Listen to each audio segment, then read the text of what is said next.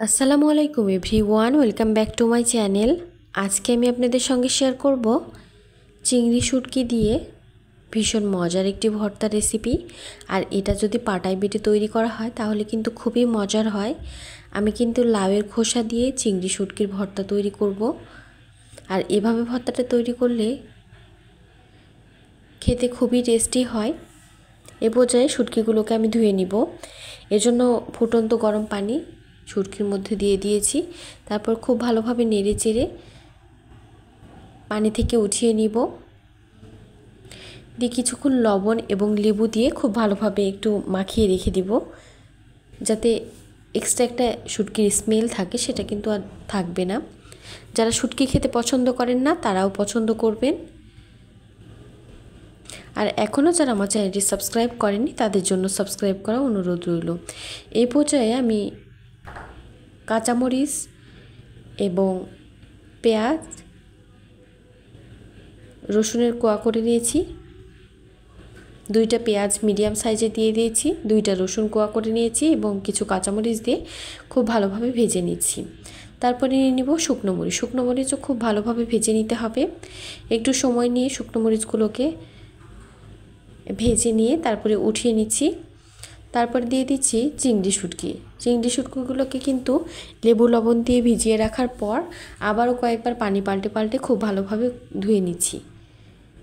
তারপর কিন্তু তেলের মধ্যে দিয়ে দিয়েছি সামান্য পরিমাণ লবণ, হলুদ গুঁড়া এবং জিরার গুঁড়া দিয়ে খুব ভালোভাবে ভেজে নিচ্ছি। একটু সময় নিয়ে ভেজে নিচ্ছি। কিছুক্ষণ এভাবে ভেজে নেওয়ার পর শুটকিগুলো যখন খুব ভালোভাবে ভাজা হয়ে যাবে তখন কিন্তু নামিয়ে রেখে দিতে হবে। দেখেই বুঝতে পারছেন এ পর্যায়ে কিন্তু ভাজা হয়ে গেছে, কালারটা চেঞ্জ হয়ে এসেছে।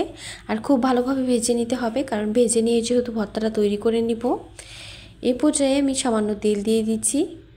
তারপর দিয়ে দিব লাউয়ের খোসা। লাউয়ের খোসা ফেলে না দিয়ে যদি এভাবে ভর্তাটা তৈরি করেন তাহলে কিন্তু বাসার সবাই খুব মজা করে খাবে ভর্তা। আর 1 প্লেট ভাত নিমিষেই শেষ হয়ে যাবে। এ পর্যায়ে সামান্য পরিমাণ লবণ, এ পর্যায়ে সবগুলো মশলা দিয়ে তারপরে দিয়ে দিব সামান্য পরিমাণ আদা রসুন বাটা দিয়ে খুব ভালোভাবে নেড়েচেড়ে একটু সময় নিয়ে ভেজে নিব। আমি লাউয়ের খোসাগুলো কিন্তু খুব ভালোভাবে ভেজে নিব। আর অবশ্যই একদম মিডিয়াম হিটে ভেজে নিতে হবে। সামান্য পরিমাণ পানি দিয়ে দিব, খুবই সামান্য পরিমাণ পানি দিয়ে দিব। দিয়ে লাউয়ের খোসা যেহেতু একটু শক্ত থাকে সেগুলো কিন্তু সেদ্ধ হওয়ার একটা ব্যাপার থাকে। আর সুন্দরভাবে যদি সেদ্ধ হয় তাহলে কিন্তু ভর্তাটা খেতে আরও বেশি টেস্টি হয়। এই পর্যায়ে ঢাকনা দিয়ে ঢেকে একটু সময় নিয়ে একদম মিডিয়াম হিটে ভেজে নিচ্ছি লাউয়ের খোসাগুলো। আর এখনও যারা আমার রেসিপি দেখছেন কিন্তু লাইক দেননি, প্লিজ একটা লাইক দিয়ে দিবেন। আর অবশ্যই কমেন্ট করে জানাবেন কেমন হয়েছে আমার চিংড়ি শুটকি দিয়ে লাউয়ের খোসার ভর্তা রেসিপি।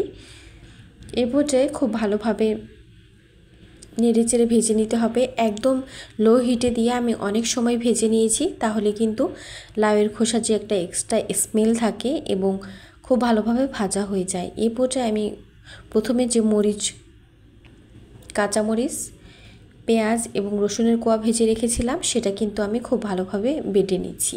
তারপরে দিয়ে দিয়েছি চিংড়ি শুটকি দিয়ে খুব ভালোভাবে পাটায় বেটে নিচ্ছি। এই পর্যায়ে একটু সময় নিয়ে পাটায় বেটে নিচ্ছি চিংড়ি শুটকিগুলোকে। খুব মিহি করে বেটে নিতে হবে, তাহলে কিন্তু টেস্টটা ভালো আসে। এ পর্যায়ে দিয়ে দিচ্ছি শুকনো মরিচ। শুকনো মরিচও আমি সামান্য পরিমাণ লবণ দিয়ে বেটে নিব। শুকনো মরিচ দেওয়ার চেষ্টা করবেন ভর্তায়। শুকনো মরিচে কিন্তু আলাদা একটা ফ্লেভার আসে ভর্তায়। প্রত্যেকটা ভর্তায় শুকনো মরিচ দিলে আসলে টেস্টটা অন্যরকম হয়ে যায় আর খেতে অনেক বেশি মজার হয়। এ পর্যায়ে শুকনো মরিচ দিয়ে খুব ভালোভাবে বেটে নিচ্ছি। তারপরে কিন্তু লাউয়ের খোসাগুলোকে খুব ভালোভাবে বেটে নিব, এর সঙ্গে খুব ভালোভাবে মাখিয়ে নিচ্ছি।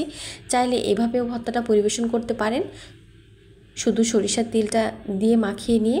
তবে লাউয়ের খোসা দিয়ে এভাবে ভর্তা করলে আমার মনে হয় আরও বেশি টেস্টি হয় আর খেতে অনেক বেশি মজার হয়। এ পর্যায়ে লাউয়ের খোসাগুলোকে সেম প্রসেসে আমি ভর্তাটা তৈরি করে নিব এবং বেটে নিব পাটায়। আর এভাবে পাটায় যদি বেটে ভর্তা করেন তাহলে কিন্তু সব ভর্তারই টেস্ট আলাদা হয় আর খেতে অনেক বেশি মজার হয়। আর এতক্ষণ যারাই আমার সঙ্গে ছিলেন তাদেরকে অসংখ্য ধন্যবাদ জানাচ্ছি। এবং আমার রেসিপি ভালো লাগলে অবশ্যই চ্যানেলটি সাবস্ক্রাইব করবেন এবং পাশে থাকা বেল আইকন ক্লিক করবেন। আর লাউয়ের খোসাগুলোকে খুব ভালোভাবে বেটে নিয়ে আমি সবগুলো একইভাবে বেটে নিচ্ছি। আর বেটে নিয়ে একটা প্লেটে নিয়ে নিচ্ছি, আর সেখানে সবগুলো একসঙ্গে মাখিয়ে নিচ্ছি এবং তার সঙ্গে দিয়ে দিয়েছি সরিষার তেল। সরিষার তেল দিয়ে খুব ভালোভাবে মাখিয়ে নিচ্ছি। মাখিয়ে নিয়ে পরিবেশন করে দেখিয়ে দিচ্ছি কতটা লোভনীয় হয়েছে। খেতে হয়েছে অসম্ভব মজার। এতক্ষণ সঙ্গে থাকার জন্য ধন্যবাদ জানিয়ে আজকের মতো বিদায় নিচ্ছি। আল্লাহ হাফেজ।